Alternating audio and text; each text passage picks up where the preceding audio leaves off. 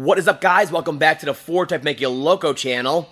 So today I have a good one for you. A couple days ago, I posted a short clip, a short video on Facebook, Instagram, YouTube Shorts of a Ford Expedition 543 valve, of course, that was just knocking away. So whenever you would go crank it up, it had slow, uneven cranking on there, and once it started and fired up, it was just knocking away, the engine shaking and all this stuff.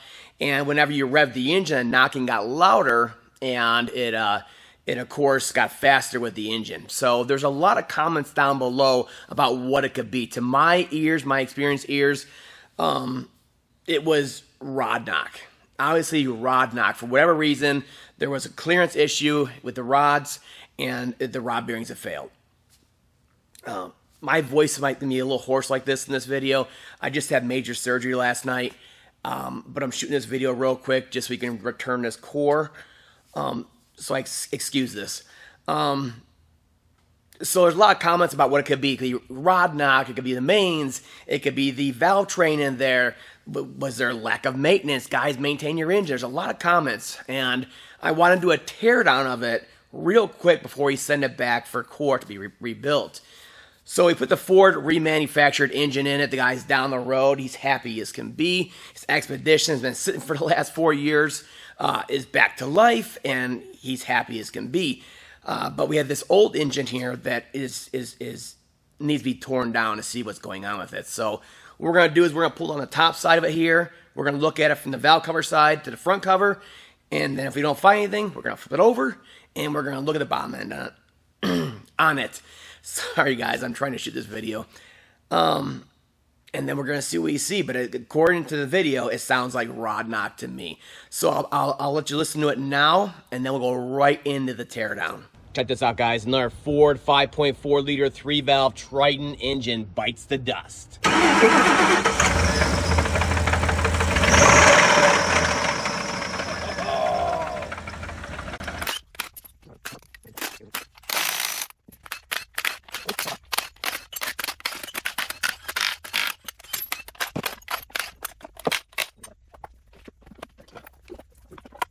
Okay, guys, we pulled the front cover and the valve covers. We're going to check it out up top here and in the front here. If we don't find anything, we're going to button it back up, and then we're going to turn it over, and we're going to pull the pan and check out the bottom end of the engine. So the first thing we notice when we pull this engine out of the vehicle is that someone's been in here. Someone has been in here, and they replaced the front cover. As you can see here, it looks like brand new on the inside here. And on the outside, there's no corrosion, nothing like that. So someone's been in here trying to revive this engine. And the reason why they changed it is because the timing set on here was let go, and the tensioner failed, and then the guide broke, and the chain started flopping around. And once it does that, it ate through the front cover. It eats through the front cover here in the webbing a little bit, especially right here. Otherwise, right here, where it's a little bit thicker, it gets into it right here. But usually it's on the passenger side, which is bank 1 on there. And it'll eat in here pretty good. Sometimes it'll eat the pump up, stuff like that, depending on how far you let it go. So that's why I changed the front cover. So again, this engine only has 140,000 some odd miles on it, and it's in this bad a shape. You'll see what I'm talking about here in a second. So what they did basically was try to put on all these basic aftermarket parts and bring it back to life. So you can see we have aftermarket tensioners on here, chain, VCT solenoids, guides, tensioner arm, tensioners. They put in a new oil pump, again, cheap aftermarket one, and they knew it was bad, so they even changed the pickup on there. You can see it's all intact. The chain just didn't break like they do a lot of times with aftermarket kits. The phasers didn't come apart. You can see they're lined up properly on both sides. Same thing, so they didn't come apart like that. So they did everything they could to bring this engine back. But, as you're going to see here in a second, it's pretty obvious it's gone too far.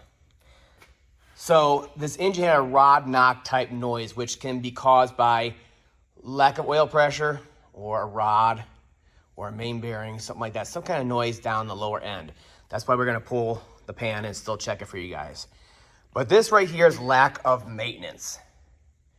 if you look at it all the way along. My son was asking, what causes that? What causes a sludging of the engine? And it's plain and simple.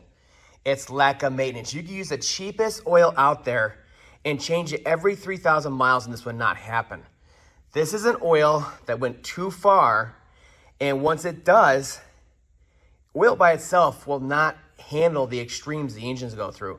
It needs the additive package. The additive package is a consumable item. So once the additive package goes, it can't protect, it can't anti-foam, it can't all this other stuff. So therefore, the oil itself is now allowed to fend for itself, and you can see what happens. It breaks down. So you can see, if you look in here, usually when you start getting varnishing and you start getting some sludging and stuff like that, very small amounts initially on a lot of these engines I see, it'll get caught in these little pockets right here. Obviously, that's where everything kind of sets and collects. Once you start getting it up top here, where you're getting it on top of the cam caps and in between the lobes on here, that's when you know this engine's gone probably 20,000 miles plus between oil changes, maybe multiple times. Maybe it was one time at 40-some thousand. That's what it takes, in my experience, to create this kind of sludge. I mean, it's a lot. It's way too close. It's a lot. There we go. That's the other camera. And that's thick, So it takes quite a bit of time to do that after the oil has fully broken down. And as we all know, most oils nowadays can go 5,000-10,000 miles before you see anything adverse happening. So oils are so good now. So really, this has to be 20,000 miles or more, maybe multiple times, or 40,000 plus one time for it to do this. I'm guessing it happened multiple times throughout the life of it. So you look at different parts of it here, and it's just, the amount of it in here is just unbelievable. And usually the cam caps, this is the last part of the engine to get oil. These are not that bad, but I can feel it's like a record groove in here. So a lot of these, when I pull the engines apart, they'll look kind of like this, but you put your finger across them and they're smooth still. It's like an optical illusion. It's very small. But this one, it's like a record groove. If you ever felt a record and you ran your finger across it, you know what I'm talking about. And the same thing with the actual cam journal on here. Big time. So it wasn't like isolated one area. The whole thing all the way across was doing that. Let me see if I can get you in. Yeah, you can kind of see it there. I mean, it's pretty even all the way across because, the whole cap was getting lack of oil pressure. So this is the last head on the passenger side here to get oil pressure after everything else gets fed.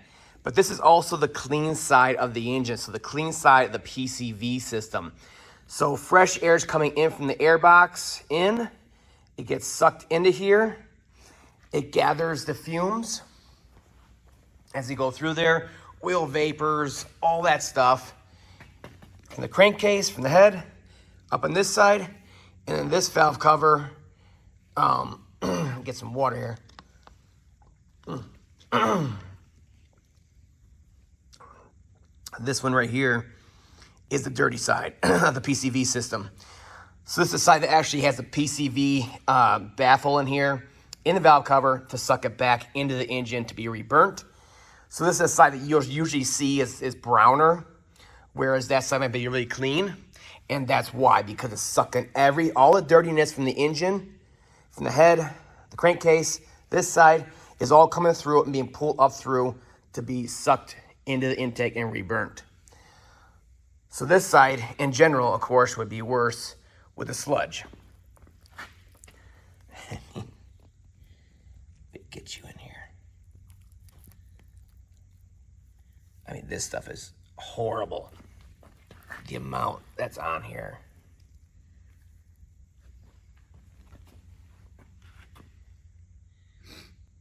So what we'll do is we'll put the covers back on, pull the bottom end.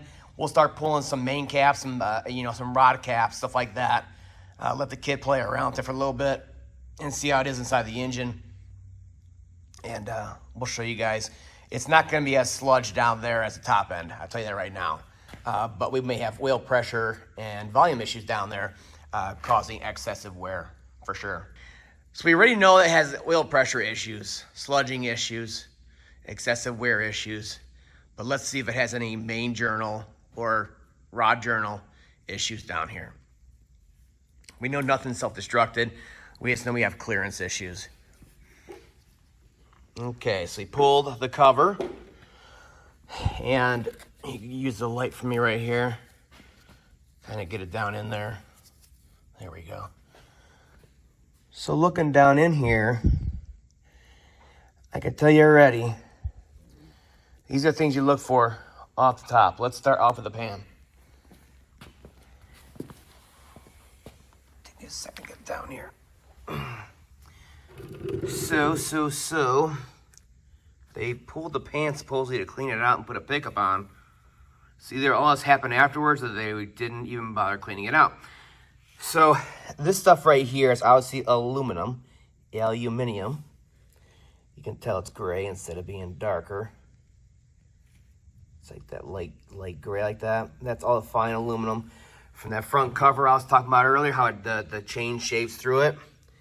And then down in here, there's plenty of the grit from the sludge, it feels like. It's harder almost. More aluminum. So you can see it's not so nice on the inside of the pan here already.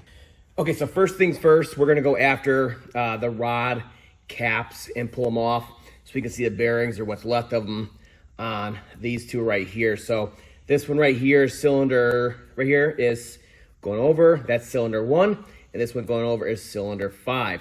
And the reason being we're going after the caps on here is we just saw the movement, but we know based on the beginning of the video when the engine was running, it sure sounded like a rod knock to me. Oil pressure issues, yeah, they're gonna have wear. Remember, the pistons get that hammering effect from the explosions each time it goes, whereas the main, yeah, it needs oil pressure just like all the rest of it, but it's just kind of like one big rotating assembly on there, getting pushed around and around and around. These are getting hammered each time that the piston, the fuel air mixture explodes. So if the bearings start to go, it's gonna hit harder and harder and harder and make that rod knock noise. And I mean, that's crazy amount of play in there. So what I'll do is I'll pull both these off. We'll do a detailed inspection, and they'll pull off at least one main cap. And the reason being is they're a little bit harder to get off. I know from experience. There are 4-bolt mains on here, so we'll show you how to do that too on there. So let's go ahead after the start traction here. And this is exactly what my son wanted to pull apart and figure out. What the heck is that noise? And where's it coming from? Well, this is where it's coming from. Pay attention. So we'll pull off the cap on here and I'll put them in order. So, because you know Ford's gonna rebuild this engine. So looking at this cap on here, I'll keep it steady, hopefully in the light, is maybe better having the light. Zoom in a bit. So you can see the wear on here, right? It looks like a bearing that has some wear to it, almost like normal wear. But guess what? There's no bearing at all. It's just a cap. That's all it is. So I'll put it back here. So you're looking at the journal here on the crank, and you can see it's pretty beat up. If you get in there and get the detail, you can see pretty good on there. It's pretty beat up on here. Obviously, it needs to be machined or replaced. But here is the funny part about it. So you saw we had that amount of wear in there, and that's because there's no bearing to take up that wear, that clearance in there. So they're basically a connecting rod and a cap against a journal. And that's it. There's no bearings to take up the slack. Because oil pressure was non-existent, and it looks like it wore it down to almost nothing. You see that right there? I mean, bearings aren't that thick to begin with, but they're not paper thin. Look at that. Look at that right there. That's all that's left of it. So the surface here isn't so bad. Backside, it's about as bad. I guess you guys would call this a spun bearing. Because guess what? At this point, once it's so far gone, the tangs aren't holding it no more, and it just spins in there and it chews it up on both sides. So that's one side of it. And then the other side, I believe, is still in here. And that's why they folded over themselves, because two bearings, halves, were about as thick as one. So they can come over themselves like that. Just gonna push this down a little bit here. Got a little bit of a stiction effect going on here. I mean, it's like a piece of tinfoil on here. Get it back around. Get it under there.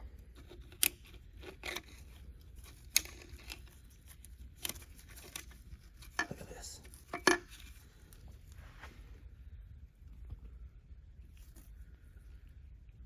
So you can see that one's about as bad, if not worse, especially on the weir side here.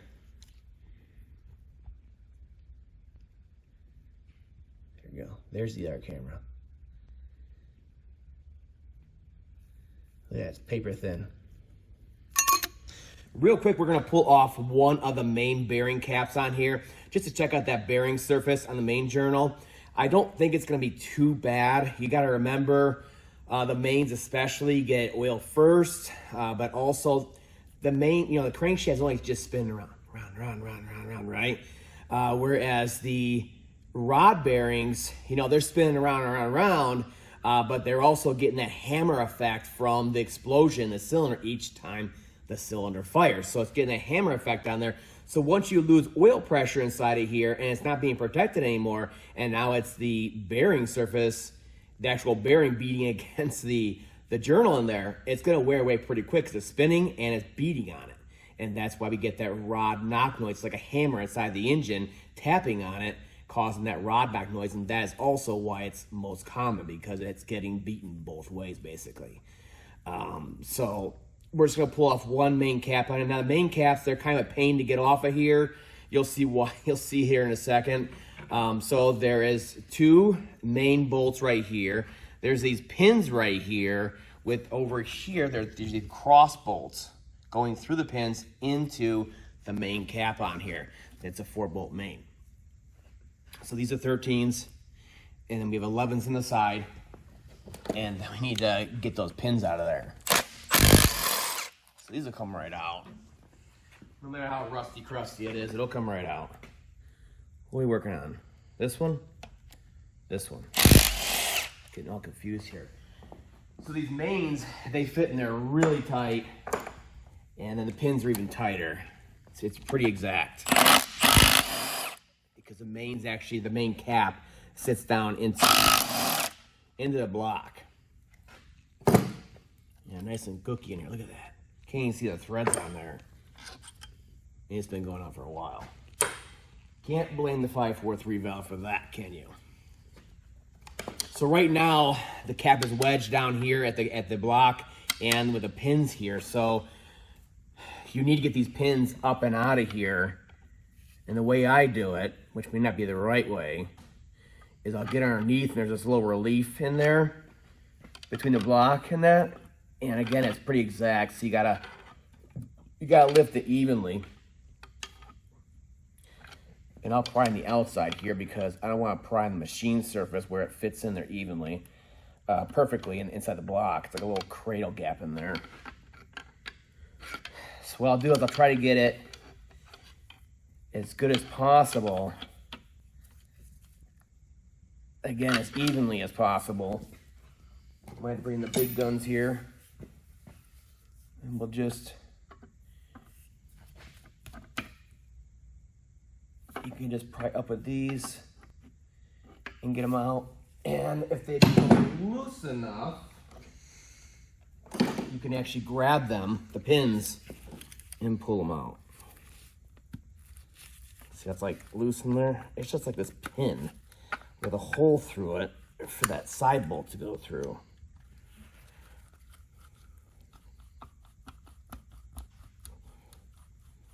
So once you get one side out, it'll come. And like right now, so you get a little help there.